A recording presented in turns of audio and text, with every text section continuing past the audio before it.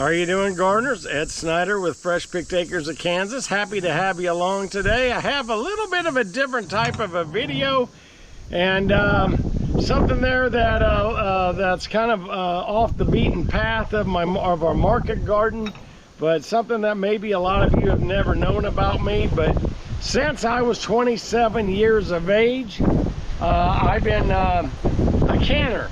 I learned to can tomatoes in a cold, in a water bath canner back when I was 27 years of age. And since then, I went ahead and I liked it enough and I got excited about it that I went ahead and I started canning my sweet corn and canning my green beans and that type of thing. I mean, even now, I put a piece of country cured pork in with my beans when I go to can those. Makes it a little cloudy looking, but boy does it taste good.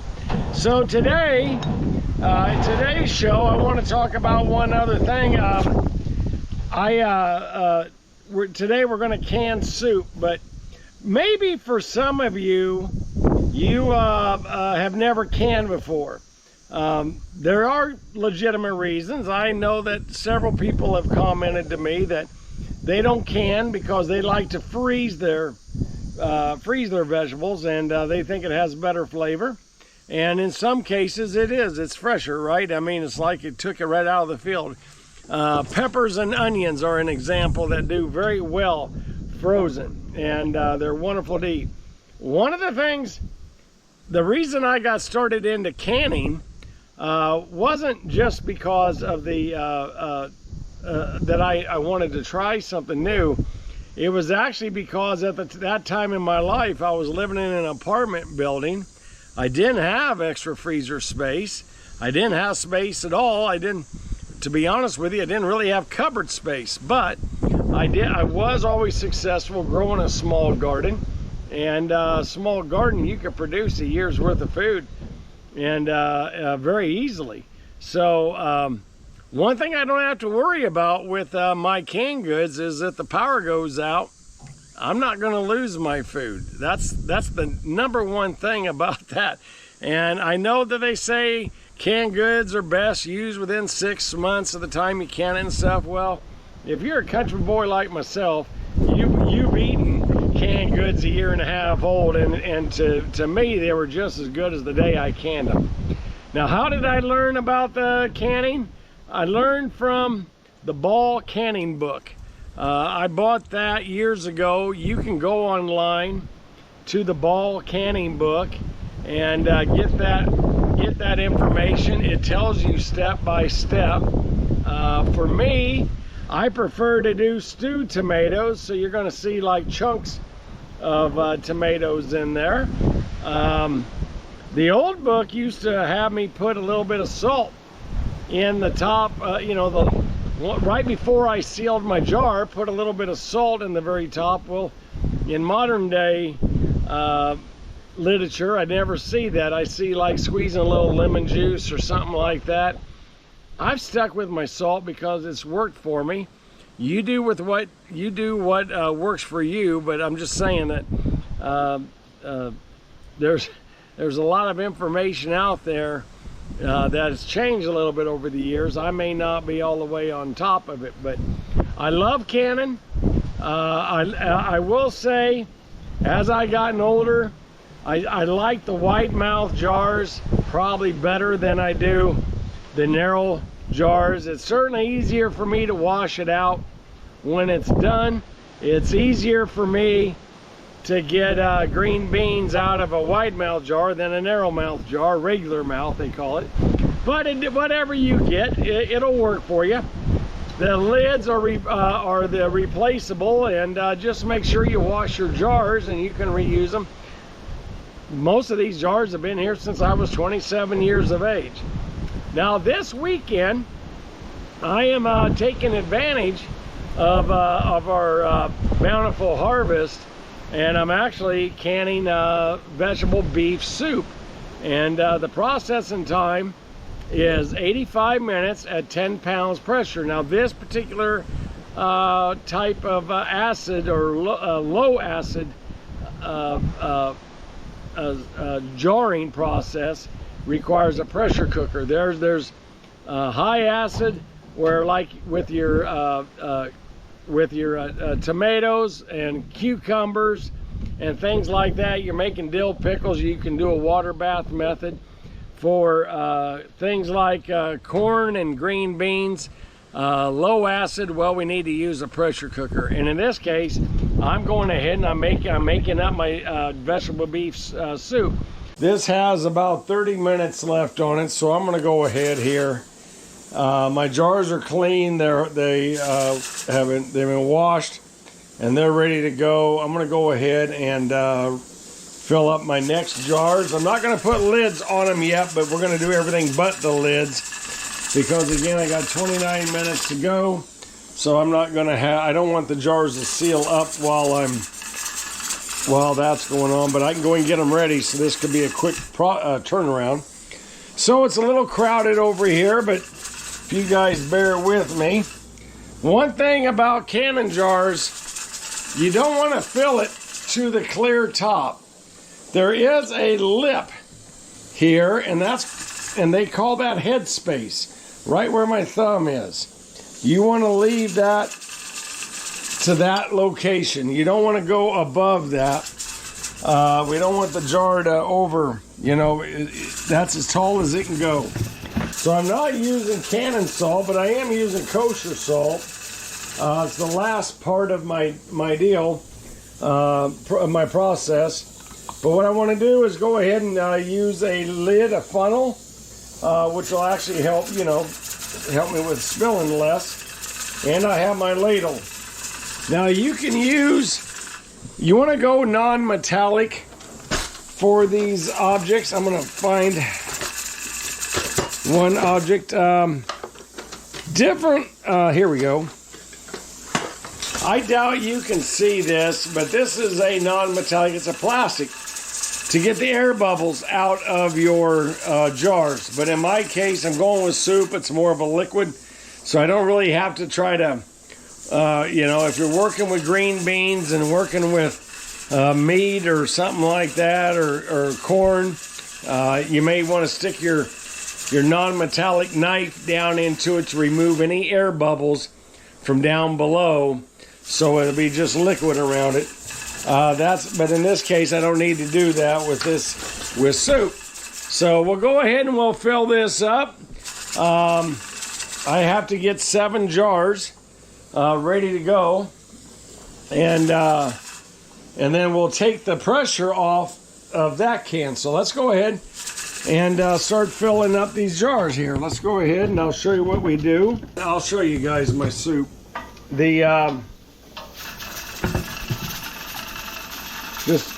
Just a wonderful soup. Got green beans, got everything in it, like I said.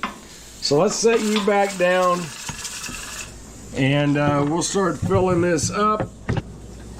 I want it to be soupy, but I also want to make sure I get plenty of solids, so I go ahead there and I start out with the chunks, and then I'm slowly just going with liquid for much of my soup. You do it any way you want to do it. Now later on in this video, I'm going to share with you this recipe so you can have that to make on your own. One of the things that I like to do is, Delia actually likes with her soup, she likes to have the soup over the top of her rice. Now I'm just going to there.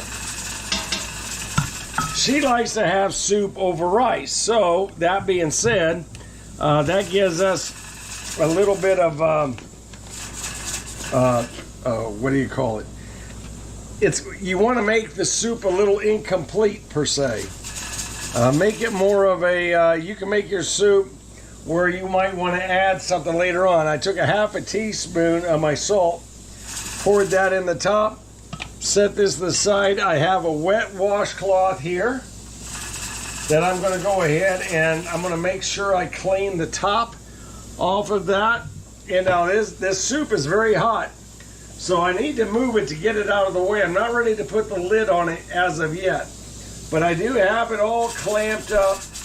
You notice it's got a lot of liquid with it, but it has a lot of vegetables as well. So I'm going to set this out of the way, and we're going to fill up our next jar.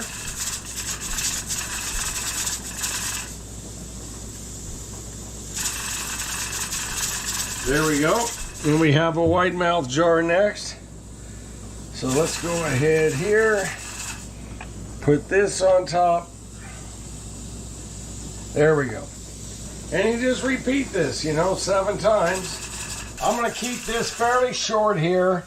My camera's wanting to overheat, but it's time to put the lids on. We've already put our salt in. We've already done. I'm going to double check by wiping off that rim. These are brand new lids. When you screw this down, I put it on till it touches and give it just a slight 1/8 of a turn. That's all you have to do, and that'll be ready to go in the pot. I'm going to continue doing this because I have 38 seconds left on my timer. As a matter of fact, let's go ahead. I don't even need to wait. Let's go ahead here. 38 seconds is not going to kill me on this. So what I need to do is move the cannon pot over. Yeah, there we go. Let's move this cannon pot over. Have my heat on low. Being careful. There, now I'm off the heat. And there I am, and the timer's just ready to go off. So, I want to go ahead, and this cannon pot is locked. It's locked, so I can't do anything with this lid yet. But I do want to get some of the, be very careful there. I took the weight off. Now I'm letting the steam just go out of the can. This will not open because it's locked. That's the way pressure canners work, is once it builds up pressure, it will lock. So there's nothing we can do. You want to take it off the heat, and you need to let the steam go out of that. So all we can do is let that happen. And once that does free up, I'll bring you back, and we'll open up the cannon pot, and we'll take the jars out. While that's going on, I'm going to continue putting lids on my next batch of jars, and then we'll get ready to start our very next batch of vegetable soup. So much of the steam has left us now. I do have all of the jars lids put on for the next batch. Let's go ahead and keep trying here. See if this is free, if it's decided to release it or not. Not quite. Yep, there it goes. It released it. Being very careful here. Very, very careful. That,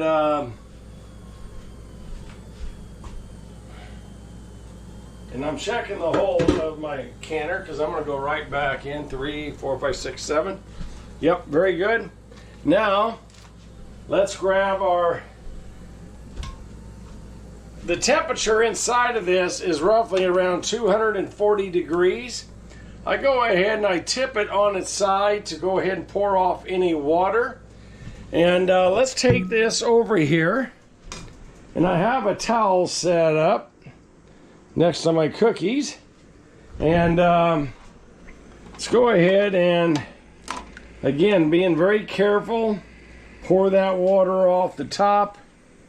And they will start pinging here at any time.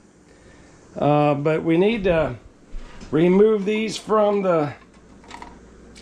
See how the water came off. I don't know if you saw that or not, but yeah, we want to get that hot water off of the lids. Here's a lot of water on this one. Yeah, there we go. So just tip it on its side. Let's set it down there now. You know, some of them won't seal right away when all of a sudden your soup comes out of the lids. Definitely don't want to overpower anything putting lids on. But you know what? Some jar lids just don't seal for a variety of reasons. Maybe, you know, it could be a bad lid, but it could also just be that we didn't have our ring on square, you know, so maybe it wasn't on there right. So we'll go ahead. Yep, we're good so far. I don't see any initial leaks. We'll let them go. Now I will go ahead. Now's a good time that if you need to add more water to your cannon pot, now would be the time to do it. But I think I'm okay, so I'm going to put that back over here on top of my fire. Let's also grab the next batch.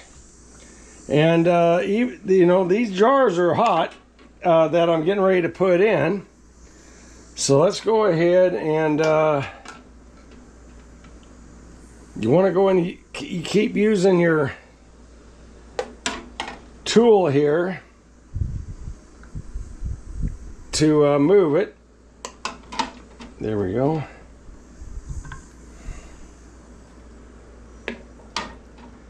And like I said, pressure cooking, you just need a couple of inches on the bottom of the jars. We are not covering the lids. One more. There we go. There we are. There's my next batch. Let's go ahead. I've already inspected the port, the pitot on top of my canner. Let's go ahead and line this all back up again. Up there went one, just it went.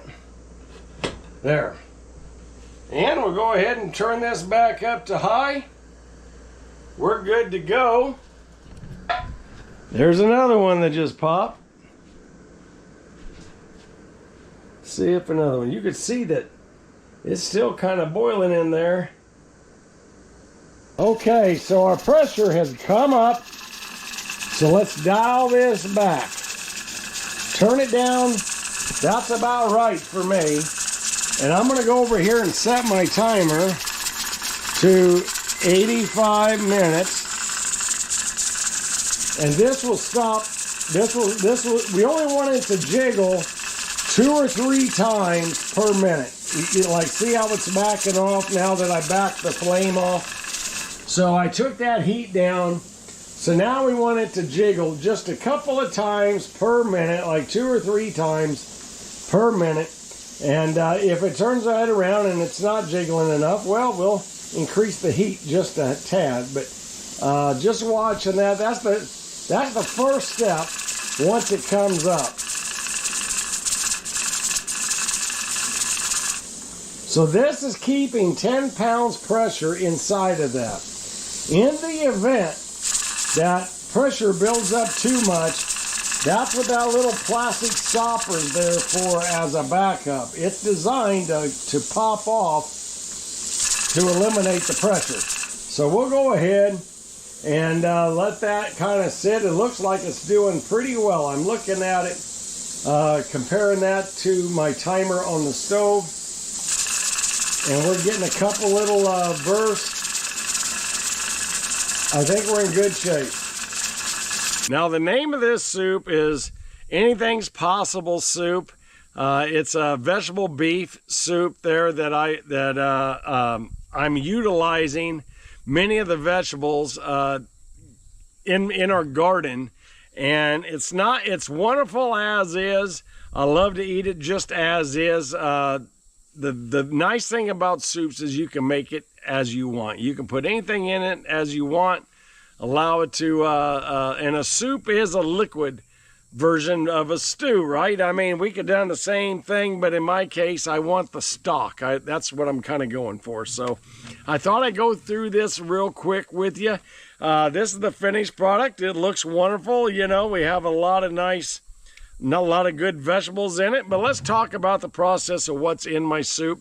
Now, I actually begin this the day before, and I do a 2-pound chuck roast. I put it in a slow cooker, and I salt and pepper the chuck roast. That's all I do to it. The only thing that is different with this is I actually, in the slow cooker, I fill it full of water. I do want it full of water because I want that beef stock. You don't want to throw any of the fat or any of that away in this. We'll talk about it, but go ahead and cook that chuck roast until it starts to fall apart. That's perfect.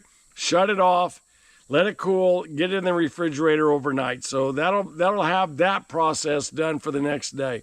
Your water will go down a little bit, but that'll be wonderful flavor for it. So the next thing I do is I take it also has a tomato base to it as well. So we're combining tomato with the liquid from the tomatoes, the stewed tomatoes with the beef stock, and that is where most of our liquid's coming from. That's where all the liquid's coming from in this jar, is those two items there. But I remove the skins the day of canning from 30 tomatoes, and I put them in, and that's very simply done by just simply steaming or boiling the tomatoes for a couple of minutes. The skins crack. Then I dump, I pull it out, and then I dump them in a sink full of cool water so that I can handle them. Otherwise, it'll be too hot to handle. Go and cut the core out and remove the skins, and set the pulp and whatever juice is in it. Put that in your pot, because we're going to combine all of this stuff into the pot. So we have we're going to let that simmer for a little while before we can it. And what's nice about that, the tomatoes will fall apart. Chunks of them will still be in the soup. At the same token, a lot of it's going to go and fall apart. I add a quart of my sweet corn, and I add a quart of my chopped green beans into bite-sized pieces there. If your beans are whole, we'll cut them down a little bit so that way you can have your it in your soup. I take 12 okra pieces, young, no more than about that long, and I chop them thinly. I put that into my pot. All this goes right in the pot. Your tomatoes are done. We haven't added our meat yet that's still in the fridge from the day before, but 12 chopped okra. I do a pound of carrots sliced thin, just like you maybe see in the video, or in the video here. I put a sprig of basil in, chop the basil up fine. That adds a little bit of flavor to it. Now, the reason that this is anything's possible soup is because of the next ingredients. I do 2 onions chopped finely, of onions at least this size. I think the ones I had were actually a little bit bigger. But I chopped 2 onions fully up, put that in. Also put in 3 of those sweet peppers, and the kinds like the Italian fryers, the 3 lobed ones that are kind of long. That's what I use in there.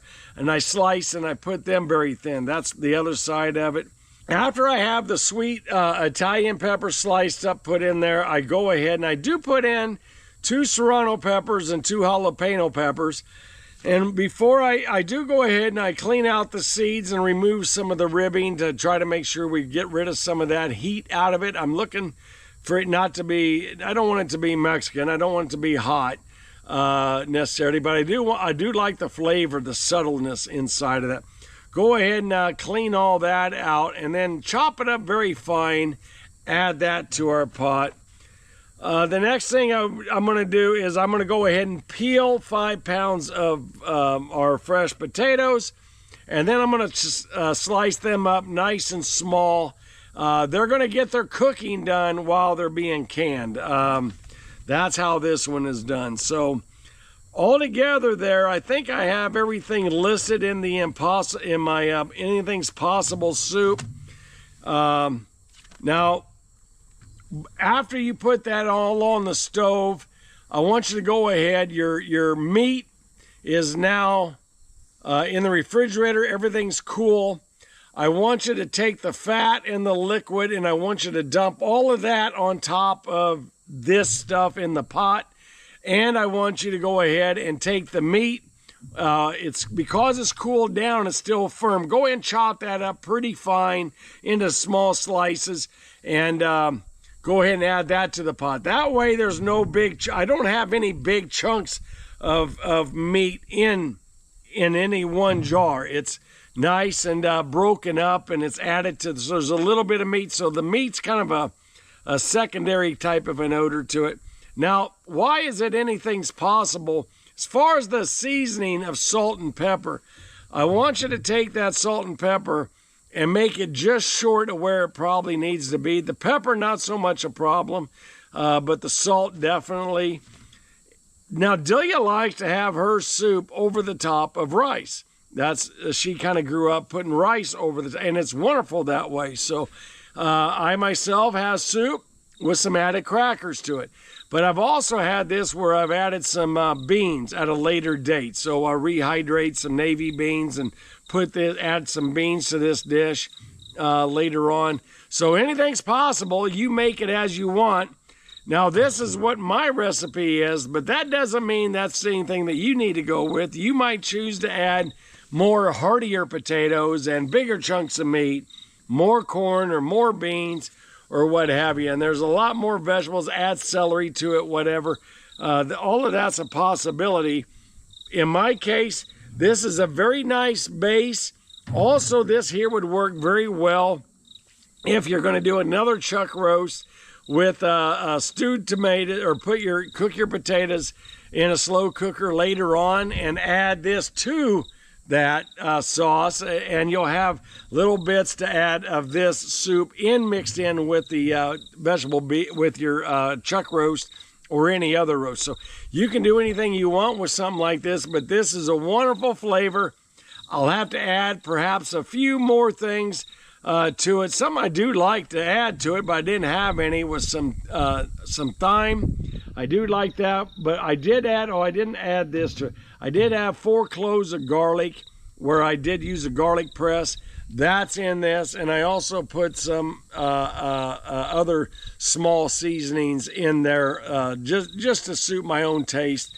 But this is a wonderful way to deal with some vegetables that you're going to appreciate in the fall. You're going to want to pressure cook this for 85 minutes under 10 pounds of pressure if you're 1,000 feet elevation or less. So check online if you're living in Colorado or New Mexico or anywhere else that you're above 1,000 feet elevation, because there is some differences. This is a low acid food, so we need to pressure cook it for a much longer period of time. And I believe the temperature of a pressure cooker gets up at 10 pounds pressure is up around 230 degrees to 240 degrees. So every 5 degrees or 5 pounds pressure increases the heat that's coming off of that. So be very careful when you're pressure cooking, in the terms that it is a very hot product there. It is hotter than boiled water on the stove. So be very careful on that. So hey, if you like these types of videos, do me a favor, hit that like button and subscribe. Hey, add your own type of vegetable soup recipe in the comments. We'd love to hear from you.